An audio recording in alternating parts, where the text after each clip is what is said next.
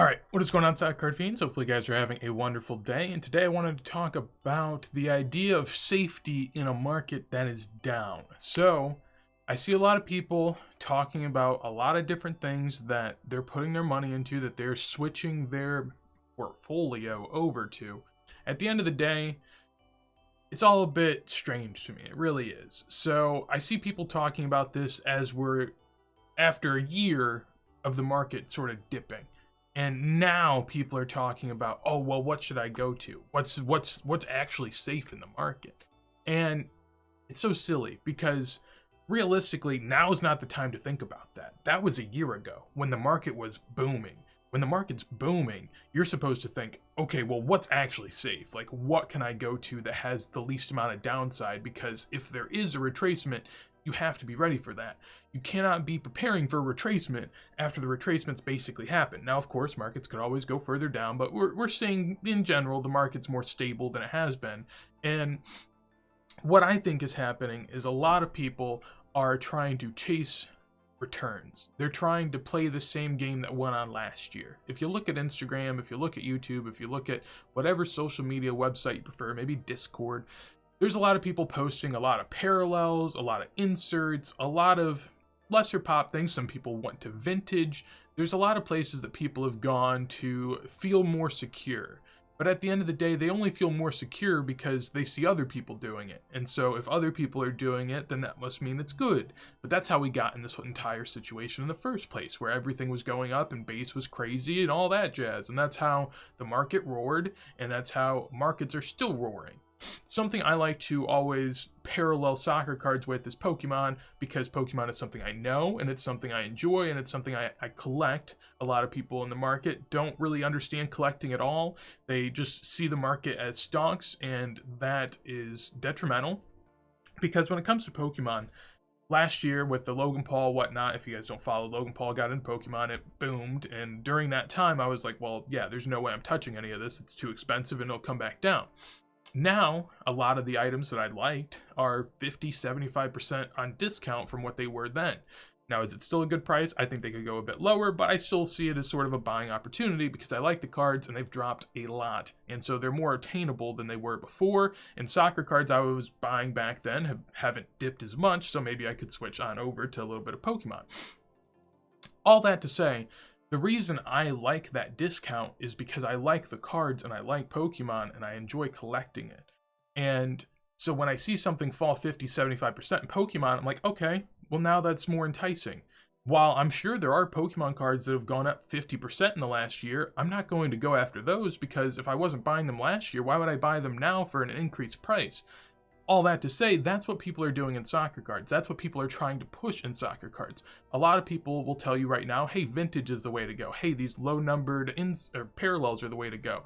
A lot of people tell you the Kaboom insert's the way to go. The Color Blast, that's the only thing people care about. Whatever it is.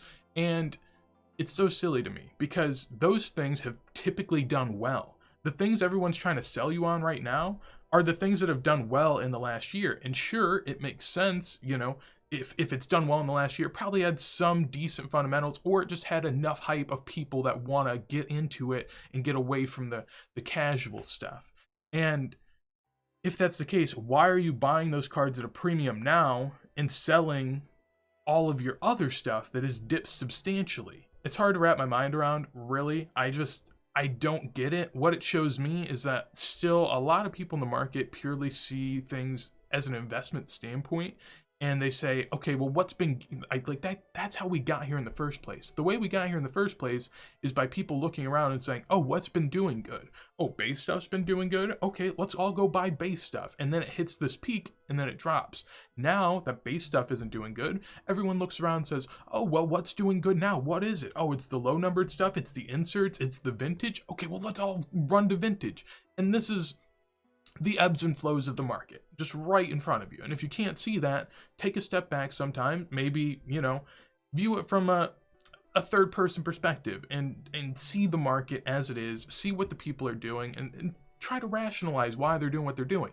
When a market goes down, everyone's going to get scared and they're going to run to things that they think are safe.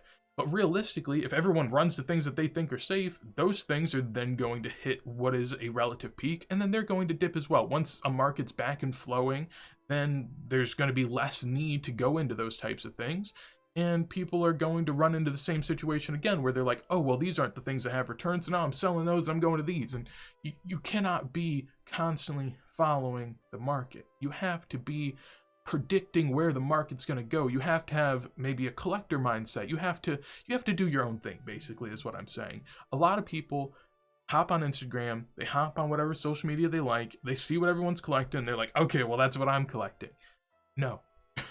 No. I mean, you can take it and think about it. You can take the information you see on these social media sites and say, okay, well, that's something people are doing. Now let me find a ton of other things people are doing, and then let me compare all these different things, and let me look at the market, and let me wait a few months, see how everything sort of mellows out. I feel like people are just too eager to chase. They're too eager to find the next thing that's going to just absolutely stonk for them, whether, that be high or low or just not drop, whatever it is. During the boom of the market, everyone was chasing, and during the lows of the market, everyone's chasing returns because they lost some money on other stuff, so now they're like, well, I gotta go to where the money's actually going. But if you do that, you're more than likely following. You gotta go to where the market is going to be, not where it is now.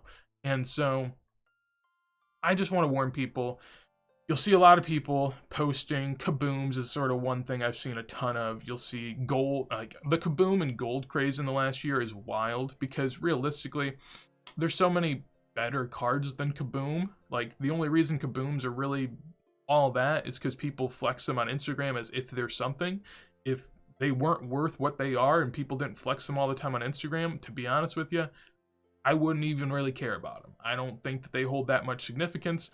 Some other people do. That's fine. Same thing goes with gold. People want gold more than they want, serial number cards that are half the pop, or maybe a third of the pop, or maybe even a fifth of the pop. And to me, that doesn't make any sense. Like, sure, gold, I guess it's gold. Like, that's the only thing you can say. There's really no rationale behind it. I mean, me personally, as far as colors I like purple and orange. And, I mean, there's a lot of other colors I would pick before gold. And so, I don't really understand it. The market's been very strange. And during times like that, it's just best to sit back and just see how it plays out. If gold and kabooms end up being the only thing that are collectible in 10 years, I mean, I guess I could say then maybe I'd buy, but I still probably wouldn't. I'd still just do my own thing. But point being, even if those cards end up doing well, in 5 to 10 years, you'll probably have a lot more money. You'll probably have a lot more buying power in the market. And if you really do want to hop in on golds and kabooms, go ahead and do it. But try to collect. Try to build a set of something. When the market's down, it's a great time to educate yourself. Go out and find different niches that people aren't talking about. It's not the time to chase what everyone's talking about, because, of course, if you're buying into what everyone's talking about, it's a losing proposition. So, just want to make this video, get it off my chest. I think it's an important time to talk about that, especially as we head into the World Cup. Just be careful. Just be careful. That's all I want to say. So, hopefully you guys enjoyed the video. If you did, make sure to leave a like. On top of that, anything you'd like to tell me, would love to see it in a comment down below. If you want some more videos like this as soon as they go live, make sure to subscribe. But with that said, hopefully you have a wonderful day, and peace.